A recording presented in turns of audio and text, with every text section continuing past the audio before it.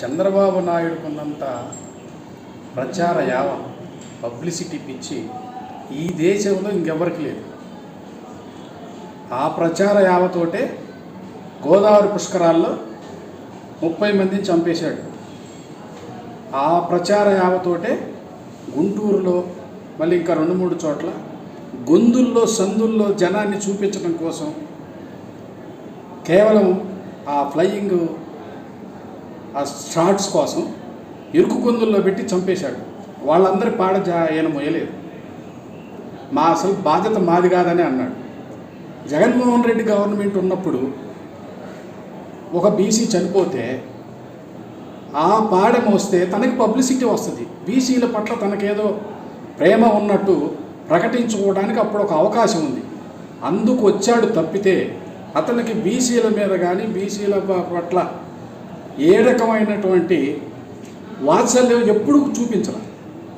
చంద్రయ్య చనిపోయినప్పుడు ఇక్కడ నేను అది మంచి పీక్ స్టేజ్లో అది స్టేట్ లెవెల్లో ఇష్యూ అయింది. ఆ పాడ మోస్తే నాకు బాగా పబ్లిసిటీ వస్తుందనే యావతోటే వచ్చాడు కేవలం. ఇప్పటికి కూడా ఆయన పబ్లిసిటీ పిచ్చి ఎంత ఉంటుందంటే ఇప్పుడు జగన్మోహన్ రెడ్డి ఏదన్నా చెప్తే మన ప్రభుత్వం మనందరి ప్రభుత్వం అని అంటాడు.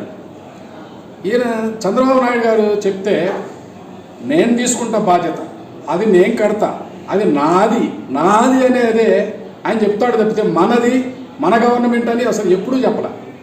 14 సంవత్సరాలు ఆయన ఉన్నప్పుడు ఎంతమంది బీసీలు చనిపోయాడు? వాళ్ళందరూ పాడైన మోసాడా? ఈ పాడ మోస్తేనే ప్రచారం వస్తుంది, అందుకనే వచ్చాడు. ఇక వేరే కారణం ఏమి లేదు. ఓకే. మాచర్ల నియోజకవర్గంలో అత్యంత ప్రజాదరణ కలిగిన ఎమ్మెల్యే పిన్నెల్లి రామకృష్ణారెడ్డి, పిన్నెల్లి వెంకటరామరెడ్డి మాచర్ల నియోజకవర్గంలోని ప్రజలందరికీ అందుబాటులో ఉండే నాయకులు, ప్రజలంటే ప్రేమాభిమానాలతో ఉండే నాయకులు కాబట్టే పల్నాడు ప్రజలు చిరకాల కోరిక వెరకపుడిశాల ప్రాజెక్టుకు పారిశ్రామిక అనుమతులు, అదేవిధంగా కేంద్ర అనుమతులు రావడం అనేది 90% పూర్తయింది.